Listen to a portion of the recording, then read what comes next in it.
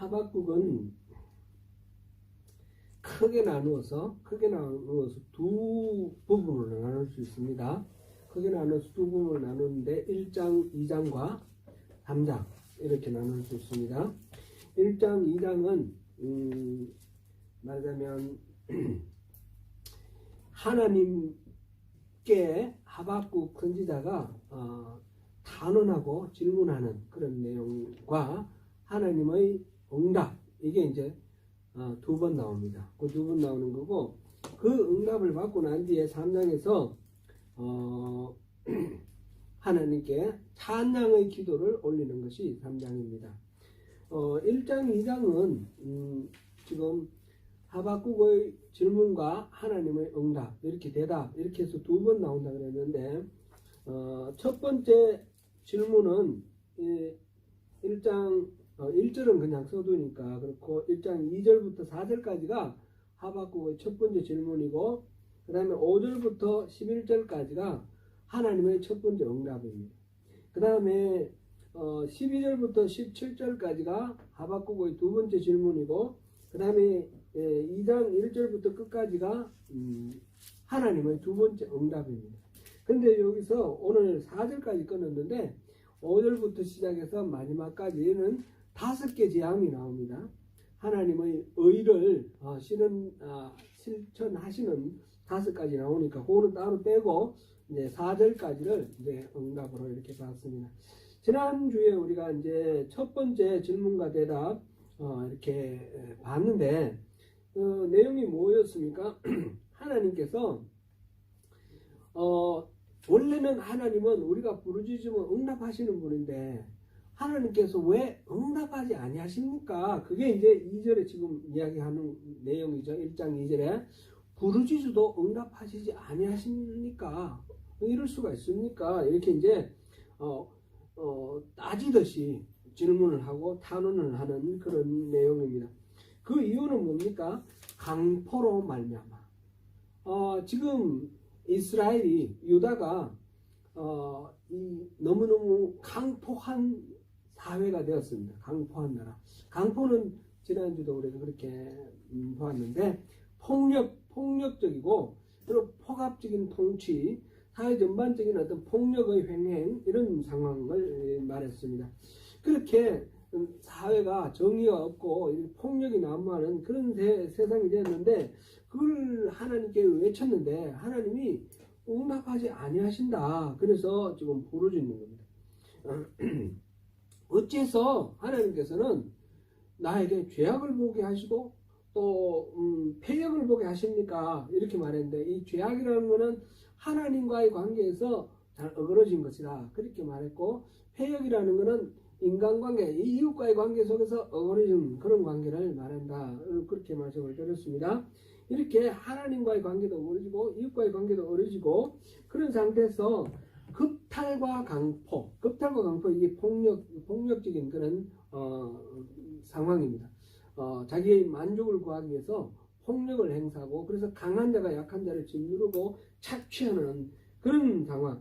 끊임없이 그 변론과 분쟁이 일어나는 상황. 그러니까 율법이 해이해졌다고 했습니다. 율법이 통하지 않고 그 다음에 악인이 정의가 전혀 시행되지 못한다.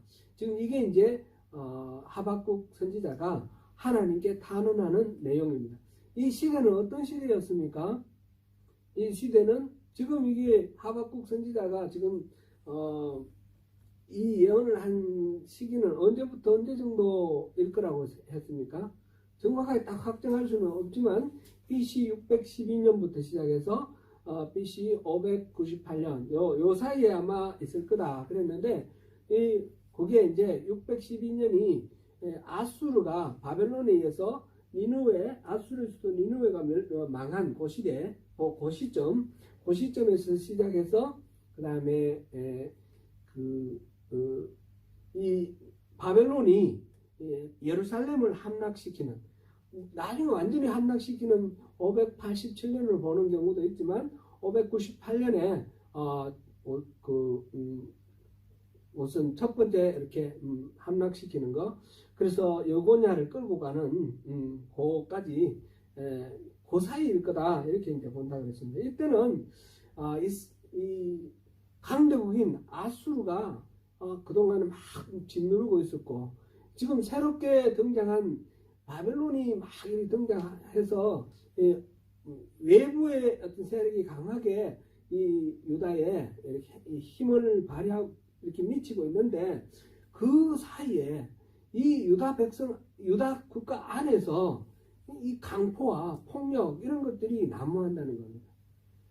외적들이 그렇게 강하면 우리 이 나라가 하나님이 주신 나라의 아름다운 모습으로 이렇게 있어야 되는데 그러지 못하니까 이 지금 풍전등화 같은 그런 위기 가운데서 내적으로 더욱 어지러운 그런 상황입니다. 그러니까 선지자는 너무너무 답답해서 하나님께 이 얘기를 합니다. 제가 이제 뉴스는 주로 한국 뉴스를 많이 봅니다. 뉴질랜드 뉴스는 영어가 안 돼가지고 못 보겠어요. 저는 이제 요즘 인터넷이 발달돼가지고 한국 뉴스가 잘 나오니까. 근데 지금 보니까 대법관 인사청문회를 하더라고요. 근데 어떤 지금 그 대상이 되시는 분이 오석준인가 그 판사인데 그 내용 중에 이런 내용이 있어요. 버스 운전사가 800원을 횡령을 했는데 그것 때문에 회사에서 해고를 시켰어요. 800원 횡령을 했기 때문에 해고를 시켰는데 이 해고가 부당하다고 이제 재판을 걸었는데 이 판사가 부당하지 않다. 해고가 정당하다. 이렇게 판결을 내린 거예요. 지금 그 청문회 하고 있는 이 사람이. 그리고 이 사람뿐만 아니라 2,400원 횡령한 사람도 있고 3,000원 횡령한 사람도 있고 이렇게 횡령해가지고 이렇게 해고된 사람이 4사람이 지금 이렇게 나와 있어요. 더 이상 더 되는 것 같아요. 아마 더 많은 사람이 있는 것 같은데 800원 횡령했다고 이 해고를 시키는 게 정당합니까? 근데 이 전후 사정을 보면 회사는 이 사람들을 꼭 해고를 해야 되겠다라고 한 그 어떤 맥락이 있어요. 이 사람들이 노조에 가입을 한 거예요. 그래서 기업 노조에 있다가 민주노총에 가입을 했어요. 그래서 이 노조에 가입한 것을 이제 말하자면 억압하기 위해서 앞으로 그런 걸 못하게 하기 위해서 억누르기 위해서 800원 이렇게 횡령한 거를 이제 해고를 시켰습니다. 이 사람이 800원은 뭐 그걸 횡령을 해서 재산 축적하기 위해서 횡령한 것 같지는 않은데요. 본인의 얘기로는 그거는 이제 일반적으로 커피 머신에서 커피를 빼먹는 거 100원짜리 갖고 가서 커피 머신에 커피 빼먹는 거를 일반적으로 관습적으로 용인을 했다는 거죠. 그래서 그걸 빼먹은 건데 커피 빼먹었는데 그걸 말하자면 꼬투리를 잡아가지고 이제 이렇게 해고를 했습니다. 이제 이 한 가지 사건이 우리에게 많은 것들을 생각하게 하는 것 같아요. 흔히 법치주의, 법을 지켜라 그런 이야기를 하는 사람들이 보면 이 약한 사람들에게 법을 강요를 하는 거예요. 힘없는 사람, 약한 사람들에게 법의 잣대를 갖다 대고 법을 어긴 거 가지고 이렇게 벌을 주고, 지난번에 우리 그런 것도 한번 봤지 않습니까? 라면 하나 끓여 먹고 현금 2,000원인가 훔쳐간 사람을 1년인가 징역 이렇게 때렸습니다. 돈 많은 사람들은 어떤 사람들은 몇 조를 해먹어도 또 빨리 이렇게 풀어주기도 하고 또 아예 기소하지도 않고, 돈 많은 사람들에 대해서는 굉장히 관대한데 약하고 힘없는 사람들에게는 굉장히 엄격합니다. 이게 바로 강포입니다. 이게 폭력이고요. 법이라는 어떤 질서를 얘기를 하지만 사실은 그 법은 폭력을 행사하기 위한 하나의 수단에 불과합니다. 한 10년 전에 쌍용 자동차에서 저거를 파업을 해가지고 많은 사람들이 이제 해고된 것에 대해서 정리해고된 것에 대해서 반항을 하고 반대를 하고 이제 그 파업을 했는데 그 결과로 이제 모든 것들이 이제 다 끝났죠. 끝났는데 회사에서 입은 손실을 그 파업에 동조한 사람들에게 손해배상을 청구를 해가지고 그게 판결이 났습니다. 그런데 그게 뭐 한두 푼이 아니에요. 몇 억이에요. 한 사람당 돌아가는 게. 그러니까 이 가난한 노동자들이 그걸 갚을 능력이 없잖아요. 그래서 수많은 사람들이 자살했어요. 그런데 경찰에서는 또 그때 진압하러 가가지고 경찰도 그 노동자들을 때렸는데 노동자들이 경찰을 또 때리기도 했잖아요. 그래서 경찰을 다쳤는데 그거에 대해서 손해배상하라고 해서 아직까지도 그 계속해서 거기에 놓여 있습니다. 해결이 안 되고 있습니다. 이런 것들 보면 파업이라는 건 기본적으로 노동자들이 일을 하지 않음으로써 사업자가 그 고용주가 그걸 압력을 받아서 어떤 협상을 할 수 있도록 만들어 놓은 장치가 바로 파업이고 그거는 말하자면 법적으로 노동법에 의해서 단결권이라는 게 있죠. 그런데 그게 손해배상을 청구를 하면 이거는 단결권 자체가 의미가 없어지는 거 아니에요. 최근에 이제 한국에서 저 대우조선인가 거기서 또 파업을 했습니다. 파업을 했는데 여기에 대해서 이제 타결은 됐는데 손해배상 청구할 금액이 1,000억이 넘는 거예요. 1,000억인지 뭐 100억인지 그 정확한 금액은 잘 모르겠는데 어마어마하게 됩니다. 그러면 한 사람당 돌아가는 것이 한 5억, 10억 뭐 이렇게 되는 거예요. 그럼 그 사람들은 어떻게 돼요? 평생 못 갚는 거예요. 갚을 수가 없어요. 앞으로 예상하건대 많은 사람이 자살할 거예요. 뻔히 보이는 일이에요. 왜냐하면 쌍용 자동차 때 그런 일을 봤어요. 이걸 갚지 못하니까 사람들이 절망하고 좌절하고 자살을 하더라는 거죠. 감당이 안 되니까. 근데 똑같은 일이 또 이렇게 되는 거예요. 법의 이치로 따지고 보면 법적이에요. 근데 법적인데 그것이 법의 모든 인간적인 어떤 생각을 다 이렇게 빼내고 이렇게 물리적으로만 이렇게 적용을 시키는 건데 그렇게 됐을 경우에 그거는 어마어마한 폭력이 되는 거죠. 법이라는 것은 사람들을 보호하기 위해서 지키기 위해서 만들어진 것이 법인데 실제로 이거는 이제 강자들이 약자들을 억압하는 수단으로 사용될 때가 많습니다. 이렇게 되면 폭력 중에서도 주먹으로 때리는 폭력은 맞아봐야 전치 몇 주이지만 이런 법으로 폭력을 행사를 하게 되면 생명이 없어지는 거예요. 지금 하박국 선지자가 얘기하고 있는 이 유다의 그 상황과 우리 조국 대한민국을 이렇게 돌아볼 때 너무너무 흡사하다는 생각이 드는 거예요. 법 얘기하고 법치주의 얘기하는데 너무 폭력적이에요. 너무 폭력적이에요. 그런 게 있습니다. 그렇게 돼서 하나님께서 뭐라고 말씀하셨습니까? 이 하박국의 하소연에 대해서 하나님은 갈레아 사람을 일으키겠다. 갈레아 사람을 일으키겠다. 그렇게 했습니다. 사납고 성급한 백성 곧 땅이 넓은 곳으로 다니며 자기의 소유가 아닌 거처들을 점령하는 갈레아 사람을 일으켰다. 지금 아수르를 무너뜨리고 새롭게 그 대제국을 형성을 해서 이렇게 부상하고 있는 이 갈레아가 유다 백성들 안에 지금 서로 이렇게 잡아먹고 짓누르고 착취하고 억압하는 이 폭력을 해결하기 위해서 이 죄악을 해결하기 위해서 이 갈대아 사람이 올 거라는 거죠. 하나님께서 그렇게 예비해 놓으셨다. 그렇게 했고요. 그 다음에 쭉 내려오는 얘기가 표범보다 빠르고 이르보다 사납고 이러면서 그들의 힘은 유다가 감당할 수 없는 그런 거다. 그래서 그들이 다 강포를 행하러 온다 그랬어요. 유다의 죄가 뭐였습니까? 가장 중심적인 죄가 강포입니다. 강포. 유다의 죄 강포를 해결하기 위해서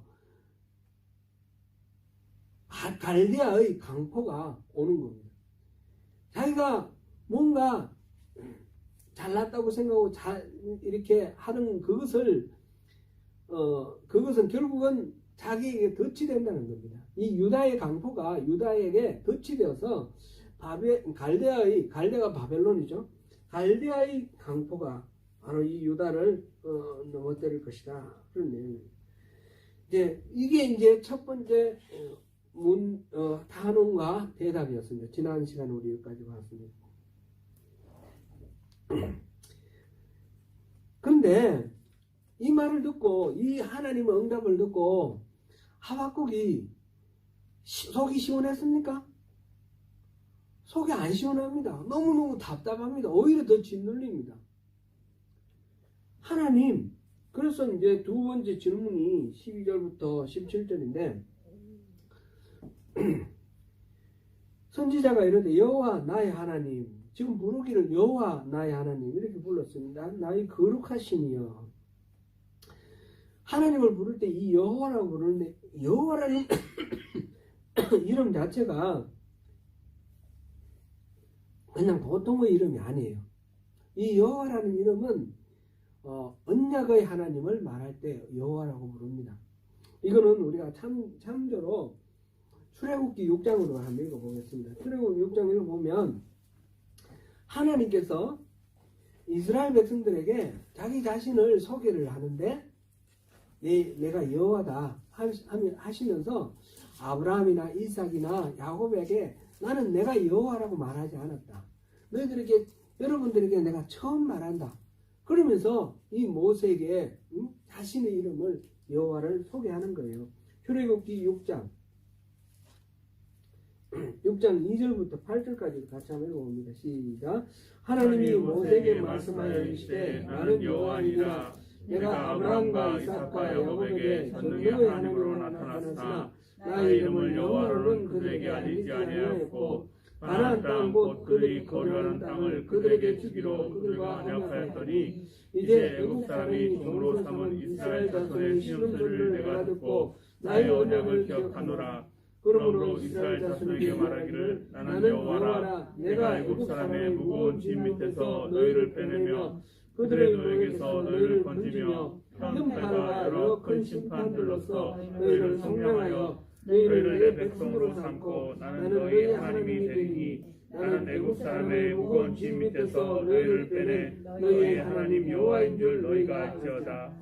내가 아브라함과 이삭과 야곱에게 주기로 맹세한 땅으로 너희를 인도하고 그 땅을 너희에게 주어 기업으로 삼게 하리니 나는 여호와라 하셨다.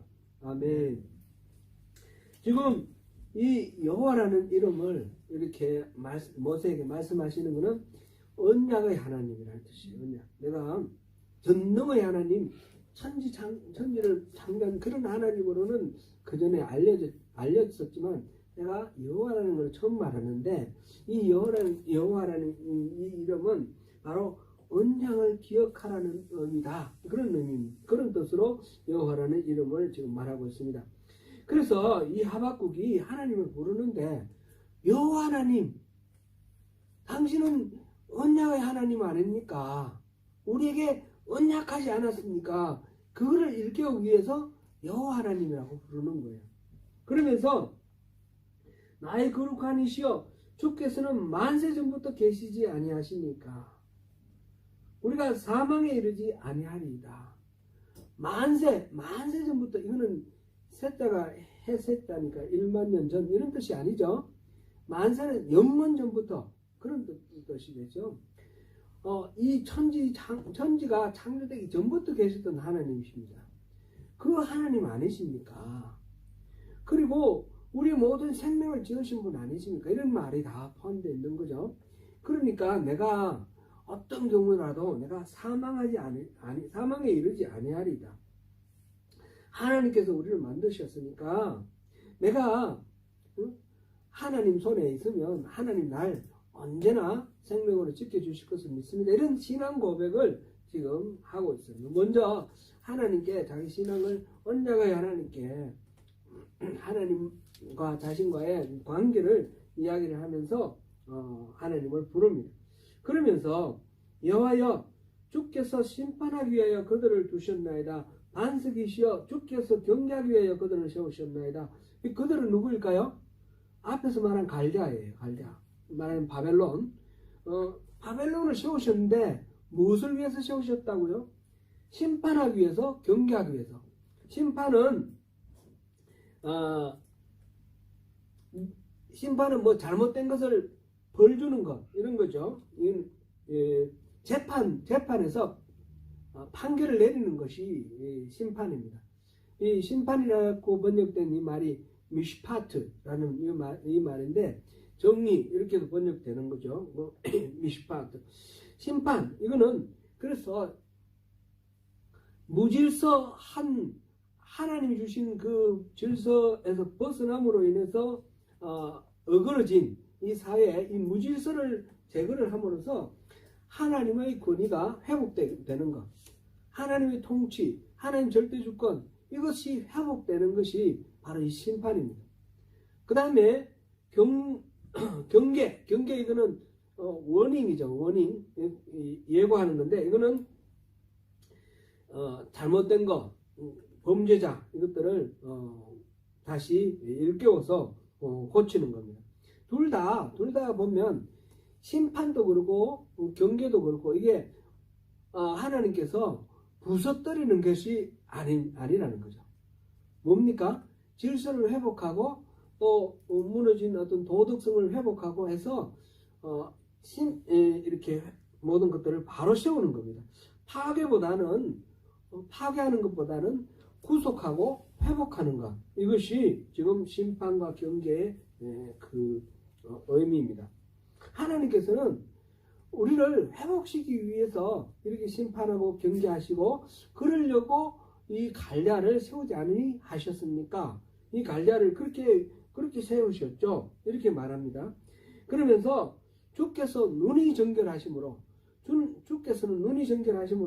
악을 참아보지 못하시며 패역을 참아보지 못하시거늘, 하나님 눈이 정결하시기 때문에 악을 그냥 이렇게 눈치 못 채고 지나간다든지, 아니면 눈 감고 그냥 묵고 한다든지 이렇게 하지 않을 거 아니냐, 그렇죠? 악에 대해서는 분명히 하나님께서 살피고 그것을 해결하실 거 아니냐, 그런 말씀이죠.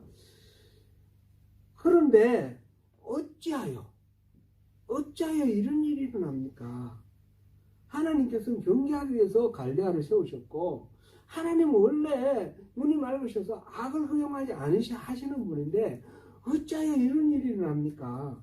그러면서 하는 말이, 거짓된 자들을 방관하시며, 이 거짓된 자들은 누구를 말할까요? 이거는 갈대아 사람입니다. 바벨론. 또 악인 또 바벨론입니다. 악인이 자기보다 의로운 사람을 삼키는데도 잠잠하시나이까? 지금 하나님께서 심판하시고 경계하시기 위해서 갈대아를 세우셨다고 그랬는데, 근데 왜 하나님께서 이렇게 거짓된 자를 놔두시고 방관하시고 악인들이 자기보다 더 의로운 사람을 이렇게 괴롭히는데, 더 의로운 사람은 누구 말할까요? 상대적으로 유다가 더 의로운 거죠. 하나님을 아는 사람들. 이렇게 괴롭히는데 왜 놔두십니까? 그 다음에 이제 이 바벨론이 유다를 괴롭히는 장면을 쫙 이제 설명하고 있습니다. 주께서 어찌하여 사람을 바다의 고기 같게 하시며 다스리는 자 없는 벌레 같게 하시나이까? 지금 유다 사람들이 바다의 고기처럼 거물에 이렇게 걸려가지고 완전히 어부에게 잡혀가는 것처럼 포로로 끌려가고 있습니다. 벌레가 이렇게 사람들이 지나가 밟으면 툭툭 터져 죽는 것처럼 유다 백성들이 이 짓밟혀 죽습니다. 그런 상황을 묘사하고 있습니다. 거물에 제사하며 투망 앞에 분양하오니, 그러한 갈대아인들은 거물로가 이렇게 많은 사람들을 끄집어내니까 이 거물이 굉장히 위대해 보이는 거예요. 그래서 거물을 제사한다 그랬습니다. 우상숭처럼 숭배한다, 그 말이죠. 투망 앞에 분양한다, 같은 말이죠. 이는 그것을 힘입어 소득이 풍부하고 먹을 것이 풍성하게 됩니다. 그러니까 여기서 말하는 이 거물은 군사력이겠죠. 군사력. 이 바벨론의 군사력. 그 군사력을 가지고 막 정복을 해가지고 그 약탈도 하고 세금도 거두어가고 사람들 노예로 잡아가고 이러니까 이 군사력이 너무너무 든든하고, 그거를 신처럼 이렇게 위한다는 겁니다. 이거는 앞에 11절에도 그런 말이 있었죠. 그들은 자기들의 힘을 자기들의 신으로 삼는 자들이라 이랬습니다. 지금 그런 상황을 묘사하고 있습니다. 그가 그물을 들고는 계속하여 여러 나라를 무자비하게 멸망시키는 것이 옳으니까. 이 바벨론이 계속해서 그렇게 다른 나라를 정복하고 이런 식으로 해나가는데, 저렇게 악한 놈들인데, 거짓된 자들인데, 우리 유다가 잘못해서 이거 경계하고 이거 좀 이렇게 심판하는 거 좋습니다. 그리고 우리가 회개하고 돌이키는 거 좋습니다. 그런데 이놈들이 저렇게 잘 나가도 됩니까? 악인들이 너무너무 잘 되는 거예요. 이 바벨론이. 이 하박국이 이해가 안 되는 거죠. 지금 유다의 죄에 대해서 하나님께 따져 물었더니 갈대아를 세운다 그래서 바벨론을 세운다 그래서 유다의 죄에 대해서 징계를 하신다 그러니까 해결이 됐어요. 그런데 그러고 난 뒤에 보니까 이 바벨론이 더 나쁜 놈들인데, 이 더 나쁜 놈들이 더 승승장구하는 거예요. 자기보다 더 의로운 사람들을 짓밟고 더 승승장구하고 잘 돼 나가는 겁니다. 어떻게 이런 일이 있을 수 있습니까? 하나님은 눈이 정결하셔서 악을 그냥 보지 못하시는 분 아닙니까?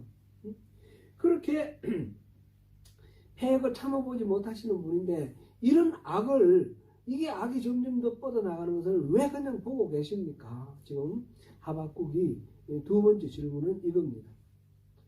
첫 번째 질문은 유다의 죄에 대해서, 두 번째는 이 바벨론 갈대아의 악인의 승승장구에 대해서. 우리가 이제 살아가다 보면 이게 이해가 안 될 때가 우리도 현실적으로 너무너무 자주 접하는 그런 문제들입니다. 하나님은 악을 허용하시는가? 하나님은 그 악을 벌 주시는 줄 알았는데 벌 안 주시고 악이 더더욱 승승장구해 가는 것 같아요. 또 제가 또 엉뚱한 얘기를 또 빠져나가는 것 같아서 죄송합니다. 좀 조심스러운데, 우리 일본의 제국주의의 그 억압을 받고 식민지 통치 하에 있을 때에 가사를 다 팔아가지고 독립운동 자금되고 생명을 걸고 독립운동 했던 사람들이 있는데, 나중에 해방 후에 보니까 일제 아부하고 일제 앞잡이했던 경찰, 군인 이런 출신들이 권력을 다 잡아가지고 이 독립운동 하던 사람들을 마음대로 홀대하고 쫓아내고 그러는 거예요. 이 악인들이 벌 받아야 될 거 아닙니까? 일제 때 아부하던 이런 사람들은 벌 받아야 되는데 오히려 그들이 권력을 잡습니다. 하나님이 왜 이렇게 만드실까? 이해가 안 되는 거죠. 최근에 제가 이런 말씀 드리는 게 부담스럽습니다. 안 그랬으면 좋겠는데 너무 이렇게 많이 그런 게 있는데, 법무부에 경찰국을 만들어 가지고 경찰국장으로 이제 임명한 사람이 김순호라는 사람이 그 청문회 하는데 또 이렇게 보니까 이 사람이 말하자면 뿌랍치예요. 옛날에 우리 학교 다닐 때 보면 운동권에 있는 사람들 나중에 군대 가면 녹화사업 해가지고 그들을 이렇게 휴가 보내주고 친구들 만나고 그 동향 파악해가지고 보고하게 하고 그걸 통해서 운동권을 이렇게 단속하고 잡고 했던 그런 사업이 있어요. 그 녹화 사업이라고 하는데, 근데 그 녹화 사업을 통해서 경찰에 좀 이렇게 협조적으로 나갔고, 그런데 그거로 끝나는 게 아니라 제대하고 난 뒤에서도 같이 운동하던 사람들하고 같이 노동 현장에 나가서 위장 취업하고 노동운동하면서 이 동료들의 그 모든 행동을 전부 이렇게 자료를 모아가지고 밀고 해가지고 그 공로로 경찰에 특채돼서 승승장구하고 이번에 경찰국장이 됐다는 거예요. 본인은 이제 또 청문회 나가지고 하는 얘기가 그들은 노동운동 하던 사람들이 아니라 주체사상에 빠졌던 주사파들이다. 그 말도 뭐 맞을 겁니다. 근데 참 깝깝해요. 주사파는 알았으면 적각 신고를 하고 이렇게 해야지, 같이 활동을 하면서 속이고 서로 신뢰하는 가운데서 같이 활동하다가 나중에 그거를 모아가지고 딱 고해 바치는 거, 이거는 너무 비인간적이지 않습니까? 젊을 때에 서로 신뢰하고 모든 것들을, 사실은 운동할 때는 자기 개인의 어떤 잘 되는 거, 안락이나 이런 것보다는 더 높은 가치, 정의 이런 걸 위해서 희생하면서 나가는 그런 사람들이 운동을 했는데, 그것들을 모아가지고 이렇게 밀고를 하고, 그래서 그 중에 뭐 어떤 사람은 또 자살하고 뭐 이런 사람도 있더라고요. 나중에 고문 때문에 너무 그때 잡혀가지고 고문 당하면서 정신적으로 좀 이상해져가지고 나중에 자살하고 이런 사람도 있더라고요. 그런 걸 봐도 그렇습니다. 왜 이렇게 참 악한 사람들이 승승장구하는가? 이 김순호라는 사람 제가 잘 모르면서 이렇게 얘기해가지고 너무 잘못된 평가를 할 수도 있습니다. 근데 제가 이제 그 사람이 아니면 다행이고요. 파락치 사건을 또 이렇게 이전에 경험을 해봤으니까 떠오르는데, 그런 안타까움이 있습니다. 이게 사회 전반적으로 정의롭고 바르게 살아가는 사람들은 손해를 보고 그런 격언도 있어요. 독립운동한 사람은 3대가 망하고 친일 부역한 사람들은 3대가 망한다, 그런 말도 있어요. 왜 이런 식으로 어그러진 그런 일이 있을까? 왜 그렇게 어그러져 있을까? 이 선지자가 너무너무 깝깝해서 하나님께 따지고 묻는 겁니다. 이게 우리 모두의 질문이기도 합니다. 그런데 하나님께서 답을 하십니다. 답을 하시는데 2장 1절부터 17절까지인데, 일단 4절까지 먼저 이렇게 끊어서 봅니다.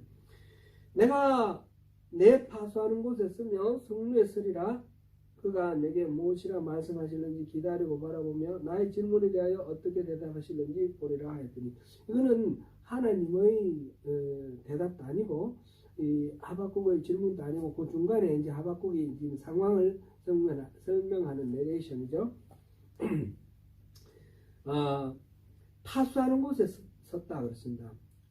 파수하는 곳에, 성루에 서서, 높은 곳에 서서, 이거는 전쟁을 칠 때에 높은 곳에서 파수꾼이 있죠. 도초를 서죠. 그래서 멀리까지 바라보고 적의 동향을 보고, 만약 적이 침입해 오면 즉시 기상을 걸어가지고 대비를 해서 전쟁을 하게 하는 그런 역할.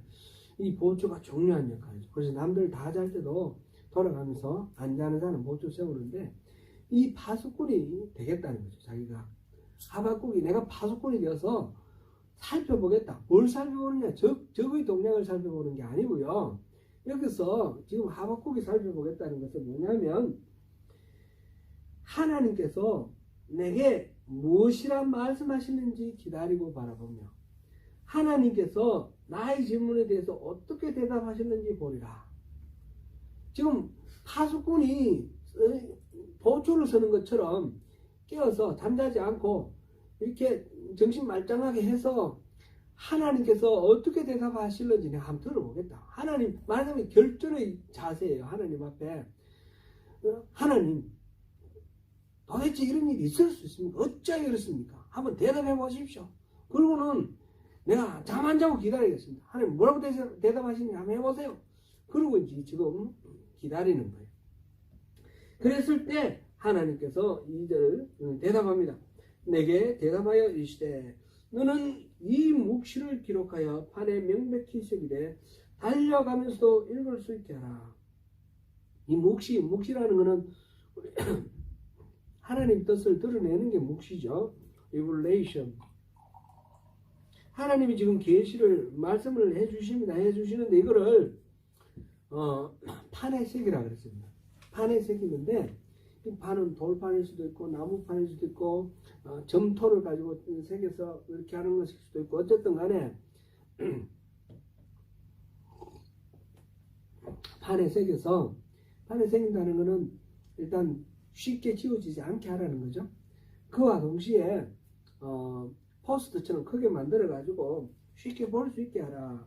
지금 여기서 보니까 명백히 새기되 달려가면서도 읽을 수 있게 하라 이렇게 됐습니다. 달려가면서. 이제 두 가지로 해석할 수 있습니다. 하나는 크고 아주 단순 명료하게 큰 글씨로 써서 막 달려가면서 봐도 이걸 다 볼 수 있도록 단순 명료하게 그렇게 적어라 이렇게 이해할 수도 있고요.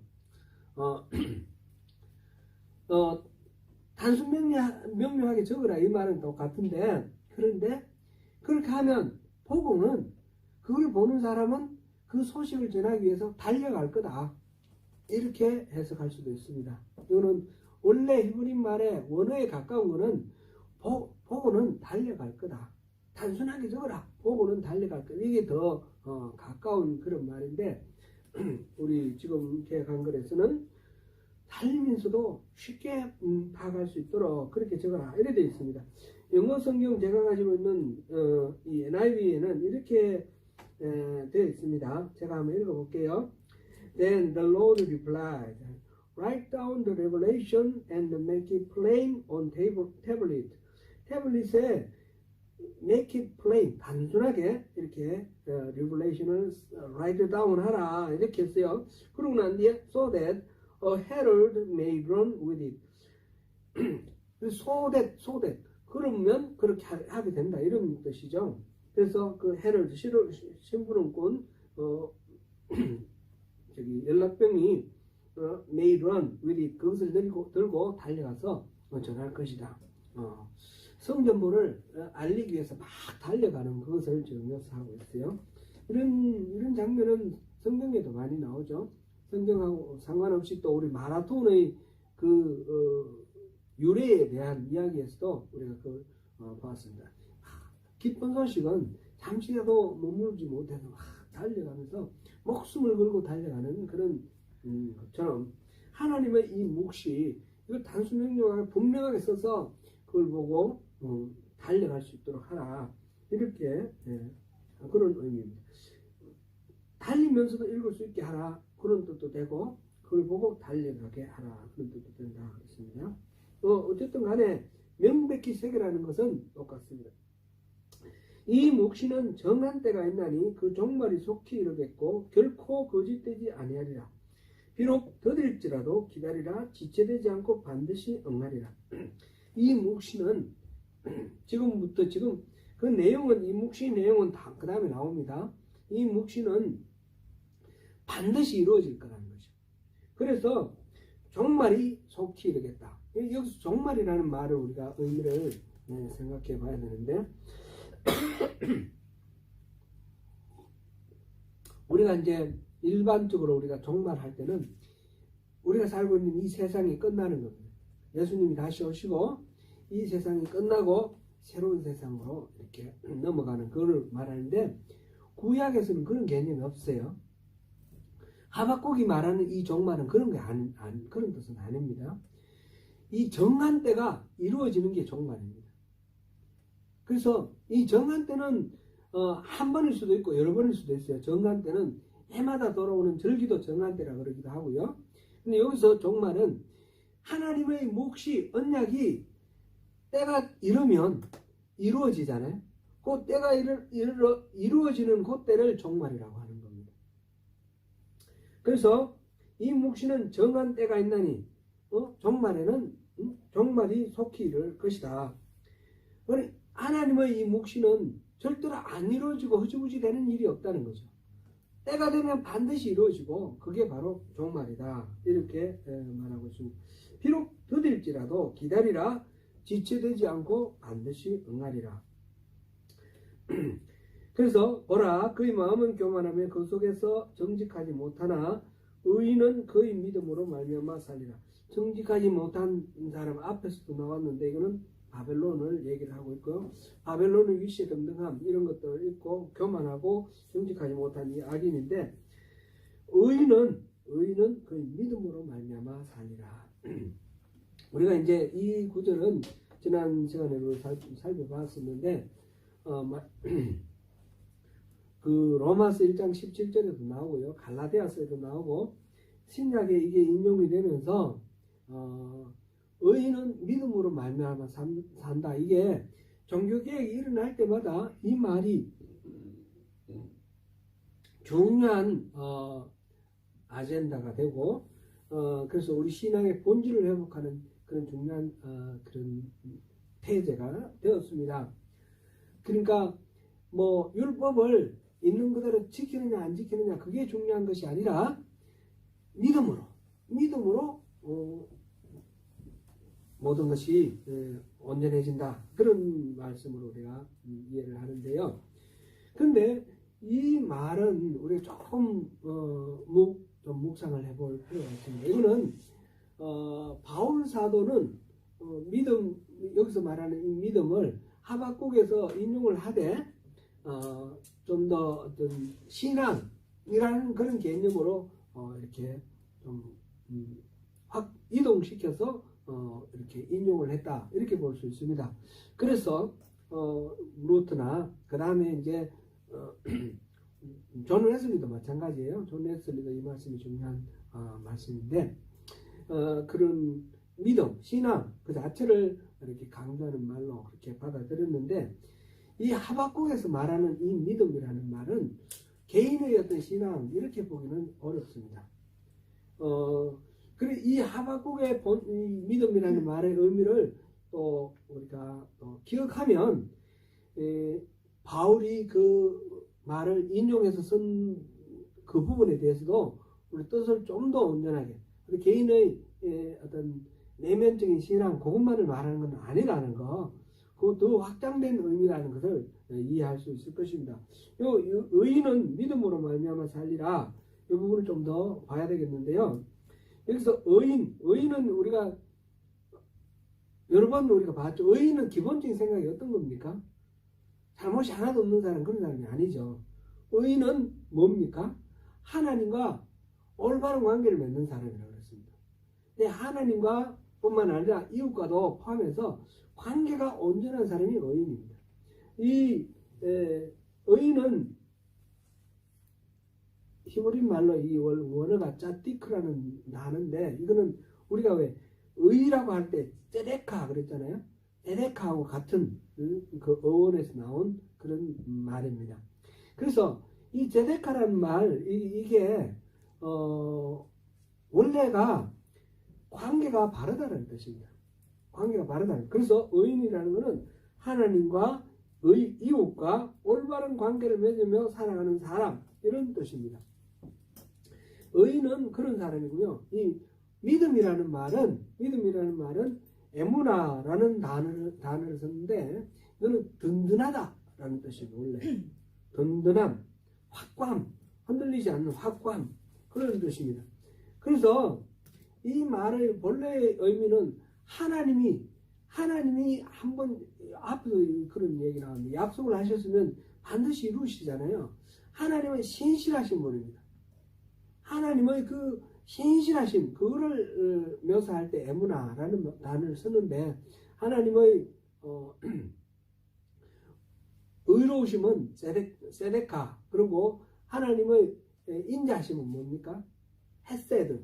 헤세드와 세데카 그 다음에 이 에무나 이 세 가지가 같이 연결되어서 이렇게 사용되는 데가 많이 있습니다. 그래서 그런 거를 우리 같이 생각을 해봐야 되는데 하나님의 신실하심 이게 인간에게 이렇게 투영됐을 때 우리 인간의 신실함이 되는 겁니다. 이 부분은 우리 예레미야서 5장 1절 한번 보겠습니다. 예레미야서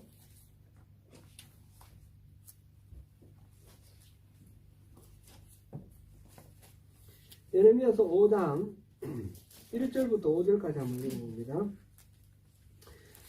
시작. 너희는 예루살렘 거리로 빨리 다니며 그 넓은 거리에서 찾아보고 알라. 너희가 만일 정의를 행하며 진리를 구하는 자를 한 사람이라도 찾으면 내가 이 성읍을 용서하리라. 그들이 여호와께서 살아계심을 두고 맹세할지라도 실상은 거짓 맹세니라.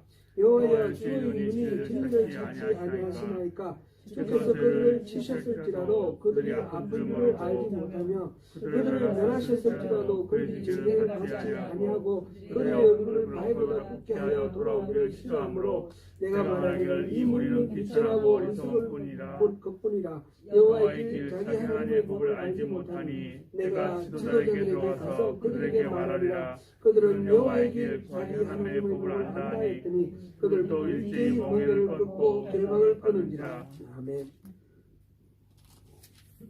하나님이 예루살렘 거리로 빨리 다니면서 그 넓은 거리를 찾아보고 정의를 행하고 진리를 구하는 자 한 사람이라도 찾으면 이 성읍을 내가 용서하겠다 이 말씀하세요. 여기서 정의가 대택하고 여기 진리가 애문합니다. 이 진리라는 말, 이 진리라는 우리가 일반적으로 생각하는 어떤 논리적인 이런 진리 그거를 말하는 것이 아니라는 겁니다. 여기서 말하는 이 진리는 겉과 속이 일치하는 신실함, 인격의 온전함, 충실함, 순전함, 인티그리티 같은 그런 걸 말하죠. 인티그리티. 그게 이 성경에 보면 신약에 보면 그 성령의 열매 중에 충성이 있죠. 충성을 영어로 뭐라고 번역했었습니까? faithfulness, 그죠? 믿을 만함. 충성이라는 건 로얄티를 말하는 게 아니고 이 사람이 자기 일에 아주 신실해서 앞과 뒤가 같고 겉과 속이 같고 온전한 거. 그게 충성입니다. 그게 faithfulness고 그것이 여기서 말하는 이 에무나입니다. 그래서 여기서 지금 의인은 믿음으로 말미암아 살리라 이 말은 우리가 예수 믿는 사람들은 세상이 결국에는 예수님이 오시면 다 망하고 우리는 영원한 천국에 갈 거니까 이 믿음 가지고 그냥 이 세상이 어떻든지 잘 견디고 나가고 그렇게 가자 이런 의미가 아니라는 겁니다. 그런 의미가 아니고 우리가 하나님의 신실하심을 믿는 만큼 우리가 신실하게 우리 삶 속에서 겉과 속이 다르지 않고 앞과 뒤가 다르지 않게 우리가 하나님과 나의 관계, 이웃과의 관계 속에서 충성되게 신실하게 변함없이 그래서 내가 몸담고 있는 이 공동체가 하나님이 원하시는 그런 하나님 나라가 되는 그것을 위해서 그렇게 충성하면서 살아가는 그런 삶을 살자 이 말입니다. 그렇게 살 때에 우리 이긴다는 겁니다. 지금 이 맥락이 뭡니까? 지금 유다가 엉망이 됐는데 강포로 인해서 엉망이 됐는데 하나님 어떻게 하실 겁니까? 그랬더니 내버려 두실 겁니까? 그랬더니 바벨론을 세웠다 그랬어요. 그래서 다시 질문합니다. 바벨론 그 악독한 놈이 잘 되는 게 그러면 그거 괜찮습니까? 그랬더니 하나님이 지금 거기에 대한 대답이 이 묵시는 반드시 이루어질 거다. 그러면서 그 교만한 놈들은 결국은 바벨론은 결국은 내가 반드시 해결할 거다. 그러니까 너희들은 날 믿고 여러분들의 삶 속에서 신실하게 살아라. 아무리 절망적이고 어렵고 힘들고 그래서 악인이 잘 되고 이렇게 너무 부조리한 것 같고 이 세상이 왜 이런가 싶을 때에 그럴 때에 날 믿으라는 거예요. 날 믿고 자신의 삶 속에 충실하게 신실하게 믿음성 있게 그렇게 살아가라. 그러면 결국은 이 하나님의 묵시는 반드시 이루어질 거니까 하나님은 이들을 바벨론을 반드시 멸망시킬 거죠. 그렇게 할 거니까 그런 거 걱정하지 마라. 하나님이 그거 몰라가지고 지나가거나 악이 들어갈 때는 그냥 뭐 감당하지 못해서 내버려 두거나 그런 일은 없다는 거예요. 그러니까 하나님을 믿고 하나님을 신뢰하고 우리가 또 신실한 삶을 살아가라, 그런 말씀입니다. 하나님께서 하시는 그 이제 방법, 묵시에 대한 방법은 5가지 재앙입니다. 5가지 재앙. 이 폭력을 행사하고 강포하고 자신의 이익을 위해서 남들을 착취하고 억압하고 이렇게 하는 이들에 대해서, 이건 꼭 바벨론만 말하는 게 아니라 우리 인간사의 모든 것들을 말한다고 이렇게 적용할 수 있고요. 그것에 대해서 5가지로 재앙을 지금 말씀하십니다. 그것이 2장 나머지 부분이고요. 오늘 말씀의 요 내용은, 그래서 정한 때가 있다. 하나님께서 정한 때는 반드시 온다. 그 종말이 이럴 것이니까 신실함으로 우리 믿음의 공동체 가운데서 하나님 나라를 확장하면서 그렇게 살아가면서 승리하자, 그런 말씀입니다. 기도하겠습니다.